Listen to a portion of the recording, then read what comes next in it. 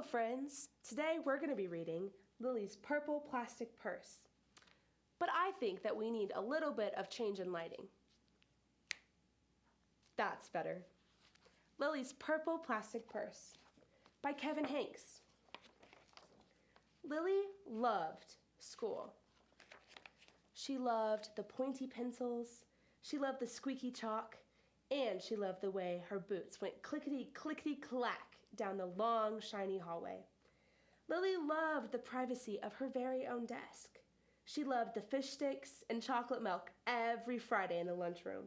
And most of all, she loved her teacher, Mr. Slinger. Mr. Slinger was as sharp as a tack. He wore artistic shirts, he wore glasses on a chain around his neck, and he wore a different colored tie for each day of the week. "Wow," said Lily. That was just about all she could say, was wow. Instead of greeting students or "Good morning, pupils," Mr. Slinger winked and said, "Howdy." He thought that desks in rows were old-fashioned and boring. Do you rodents think you can handle a semicircle? And he always provided the most tasty snacks, things that were curly and crunchy and cheesy. "I want to be a teacher when I grow up," said Lily. "Me too," said her friends Chester and Wilson and Victor.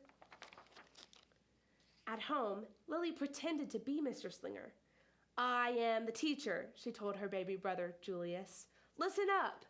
Lily even wanted her own set of deluxe picture encyclopedias. "What's wrong with Lily?" asked her mother.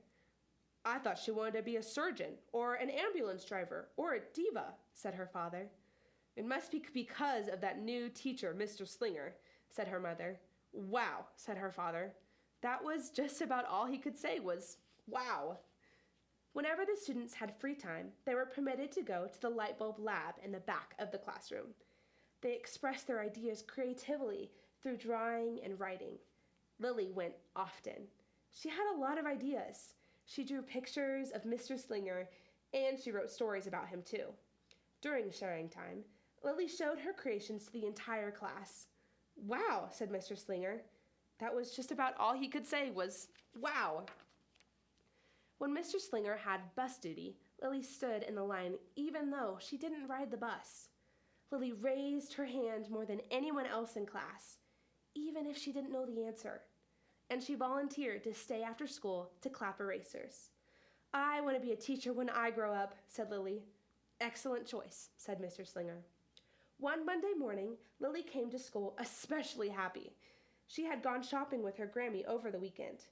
Lily had a new pair of movie star sunglasses, complete with glittery diamonds and a chain like Mr. Slinger's. She had 3 shiny quarters, too. And, best of all, she had a brand new purple plastic purse that played a jaunty tune when it was opened. "Hey, it's purple like my shirt." Lily wanted to show everyone. "Not now," said Mr. Slinger. "Listen to our story." Lily had a hard time listening. Lily really wanted to show everyone. "Not now," said Mr. Slinger. "Let's be considerate of our classmates." Lily had a hard time being considerate. Lily really wanted to show everyone. "Not now," said Mr. Slinger. "Wait until recess or sharing time." But Lily could not wait. The glasses were so glittery, the quarters were shiny, and the purse played such nice music, not to mention how excellent it was for storing school supplies. "Look," Lily whispered fiercely. "Look, everyone, look what I've got." Everyone looked, including Mr. Slinger. He was not amused. "I'll just keep your things at my desk until the end of the day," said Mr. Slinger. "They'll be safe there, and then you can take them home." Lily's stomach lurched. She felt like crying. Her glasses were gone, her quarters were gone, her purple plastic purse was gone. Lily longed for her purse all morning. She was even too sad to eat the snack Mr. Slinger served before recess. That afternoon, Lily went to the light bulb lab. She was still very sad. She thought and she thought and she thought. And then she became angry. She thought and she thought and she thought some more. And then she became furious. She thought and she thought and she bought a little bit longer. And then she drew a picture of Mr. Slinger. Right before the class bell rang, Lily sneaked the drawing into Mr. Slinger's book bag. When all the students were buttoned and zipped and snapped and tied and ready to go home, Mr. Slinger strolled up to Lily and gave her the purple plastic purse back. "It's a beautiful purse," said Mr. Slinger. "Your quarters are nice and jiggly, and those glasses are absolutely fabulous. You may bring them back to school as long as you don't disturb the rest of the class." "I do not want to be a teacher when I grow up," said Lily as she marched out of the classroom. On the way home, Lily opened her purse. Her glasses and quarters were inside, and so was a note from Mr. Slinger. It said, "Today was a difficult day, but tomorrow will be better." There was also a small bag of tasty snacks at the bottom of the purse. Lily's stomach lurched. She felt like crying. She felt simply awful.